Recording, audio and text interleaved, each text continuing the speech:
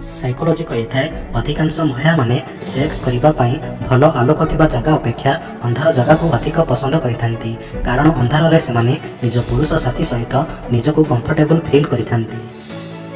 Psychology अनुसार जतेबेले आपण वास्तव में कहा कथा हृदय चिंता करिथांती तेबे तांको मूड निश्चित भाव में आपणको मूड को प्रभावित करि पारे।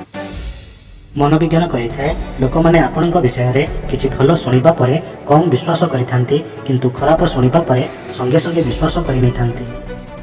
साइकोलोजी कही जो झील मैंने ब्यूटी प्रोडक्ट्स तुलन में खाइबार अधिक खर्च करिथांती तेबे एही भली झील मैंने अन्य झील मानक तुलन में अधिक क्यूट होइथांती। शारीरिक संपर्क बनैबा समय रे महिला माने उत्तेजित हेबा परे तांको स्तन व नाभिरू एक प्रकार सुगंधित झाड़ बाहरी थाए जहाँ पुरुष साथी को आहुरी अधिक उत्तेजना अनुभव कराई थाए।